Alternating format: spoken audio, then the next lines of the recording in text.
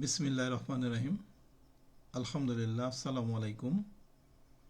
পত্রিকার পাতা থেকে ধারাবাহিক আয়োজনে সকলকে স্বাগত জানিয়ে পবিত্র মাহে রমজান উপলক্ষে প্রচারিত বিশেষ পর্বে আজকে যে বিষয়টি আপনাদের সামনে তুলে ধরব, সে আজকের প্রতিবেদনটির শিরোনাম ইফতারের গুরুত্ব।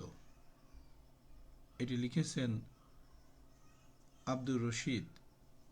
এটি বাংলাদেশ প্রতিদিন পত্রিকায় প্রকাশিত একটি লেখা।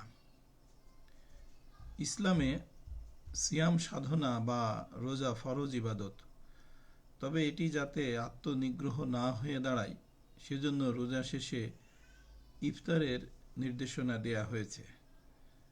সারাদিন সিয়াম সাধনায় রত থেকে ক্ষুধা ও তৃষ্ণার্ত অবস্থায় ইফতার সামনে নিয়ে অপেক্ষা করা কি যে আনন্দ, তা বলার অপেক্ষা রাখে না।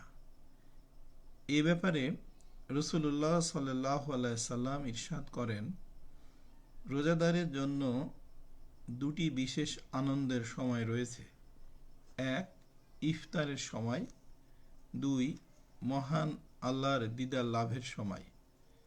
ইহুদিদের রোজা ছিল আত্মনিগ্রহের, দেহ ও মনকে কষ্ট দেওয়ার রোজা। ইসলামের রোজা তেমন নয়। আল্লাহ বান্দাকে সৃষ্টি করেছেন তার ইবাদতের জন্য।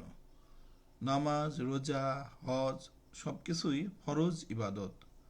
তবে ইবাদতের নামে বাড়াবাড়িও ইসলামের শিক্ষার সঙ্গে সঙ্গতিপূর্ণ নয়।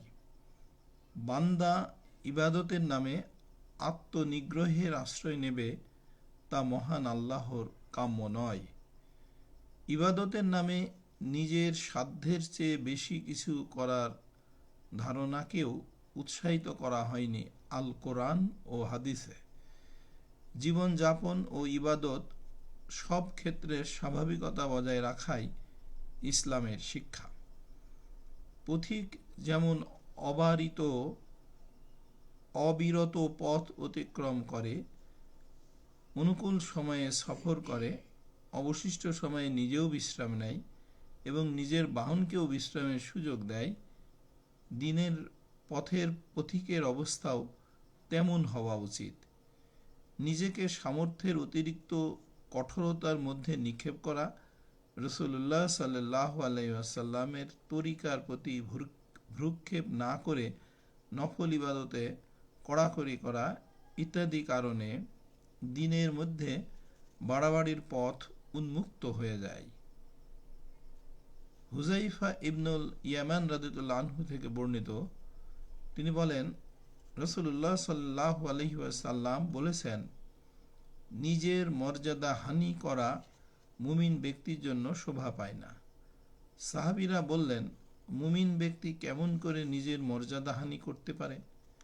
তিনি বললেন, নিজেকে সামর্থ্যের অতিরিক্ত পরীক্ষার সম্মুখীন করা। তিরমিজি থেকে মিশকাতে বাব জামিউদ দুয়া, উপরিউক্ত হাদিসে স্পষ্ট হয়, মানুষ সুষ্ঠু ও স্বাভাবিক জীবনযাপন করুক, আল্লাহ ও তার রসূল তেমনটি চেয়েছেন। এক্ষেত্রে বাড়াবাড়ির কোনো অবকাশ নেই। হযরত আনাস রাদিয়াল্লাহু আনহু বর্ণনা করেন, রাসূলুল্লাহ সাল্লাল্লাহু আলাইহি ওয়াসাল্লাম নামাজ আদায়ের আগে কয়েকটি ভেজা খেজুর দ্বারা ইফতার করতেন।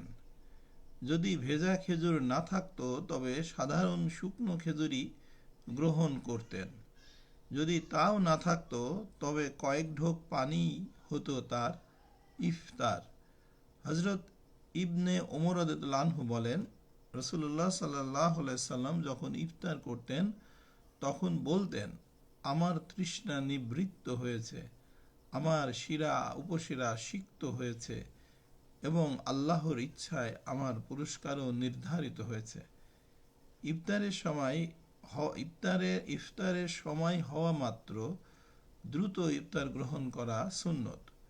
রাসূল সাল্লাল্লাহু আলাইহি সাল্লাম অত্যন্ত আগ্রহ ও ব্যাকুলতার সঙ্গে ইফতার গ্রহণ করতেন এবং ইফতারের সময় হলে দ্রুত ইফতার করতেন। সাহাবায়ে কেরামও সর্বদা তাড়াতাড়ি ইফতার করতেন এবং দেরিতে সাহারি করতেন। এ সম্পর্কে মহানবী হযরত মুহাম্মদ মুস্তাফা সাল্লাল্লাহু আলাইহি ওয়াসাল্লাম ইরশাদ করেন, আমি ওই ব্যক্তিকে সর্বাধিক ভালোবাসি যে ইফতারের সময় হওয়ার সঙ্গে সঙ্গেই ইফতার করে নেয়। তিনি আরও ইরশাদ করেন, মানুষ যতদিন তাড়াতাড়ি ইফতার করবে ততদিন কল্যাণের মধ্যে থাকবে। সারা দিন অভুক্ত থেকে ইফতার সামনে নিয়ে চোখের 2 ফোঁটা পানি ছেড়ে দিয়ে বান্দা যখন আল্লাহর দরবারে ফরিয়াদ করে, মহান আল্লাহ তখন তার প্রিয় বান্দাকে রহমতের চাদরে আবৃত করে দেন, অপরাধগুলো মার্জনা করেন এবং তার সব ফরিয়াদ কবুল করে নেন। নবী করিম সাল্লাল্লাহু আলাইহি ওয়াসাল্লাম ইরশাদ করেন, 3 ব্যক্তির দোয়া কখনো প্রত্যাখ্যান করা হয় না। 1 ন্যায়পরায়ণ বাদশাহর দোয়া, 2 ইফতারের সময় রোজাদারের দোয়া, 3 মজলুমের দোয়া। মাহে রমজানে রোজাদারকে ইফতার করানো একটি গুরুত্বপূর্ণ আমল ও সওয়াবের কাজ। রাসূল সাল্লাল্লাহু আলাইহি সাল্লাম রোজাদারকে ইফতার করানোর ব্যাপারে সাহাবায়ে কিরামকে উৎসাহিত করেছেন এবং একে ফজিলতময় ও সওয়াবের কাজ বলে ঘোষণা করেছেন। এ ব্যাপারে একাধিক হাদিস বর্ণিত হয়েছে। রাসূল সাল্লাল্লাহু আলাইহি সাল্লাম ইরশাদ করেন, কেউ যদি মাহে রমজানে কোনো রোজাদারকে ইফতার করায় তাহলে ওই ইফতার করানোটা তার গুনাহ মাফের ও জাহান্নাম থেকে মুক্তির কারণ হবে এবং সে রোজাদারের সমপরিমাণ সওয়াব লাভ করবে, অথচ রোজাদারের সওয়াব বিন্দু মাত্রও কমানো হবে না। সাহাবীরা আরজ করলেন, হে আল্লাহর রাসূল, আমাদের সবার তো আর রোজাদারকে ইফতার করানোর সামর্থ্য নেই। প্রিয় নবী সাল্লাল্লাহু আলাইহি ওয়াসাল্লাম বললেন, আল্লাহ তাকেও এ সওয়াব দান করবেন যে ব্যক্তি কোনো রোজাদারকে 1 ঢোক দুধ অথবা একটি খেজুর কিংবা 1 চুমুক পানি দ্বারাও ইফতার করাবে। এই ছিল আজকের আলোচনা। ইনশাল্লাহ আগামী কাল পবিত্র রমজান উপলক্ষে বিশেষ কোনো একটি লেখা নিয়ে আপনাদের সামনে হাজির হব। ততক্ষণ পর্যন্ত মহান আল্লাহ রাব্বুল আলামিন আমাদের সহায় হন সে প্রত্যাশা ব্যক্ত করে আজকের মতো এখানেই শেষ করছি। আসসালামু আলাইকুম ওয়া রাহমাতুল্লাহি ওয়া বারাকাতুহু।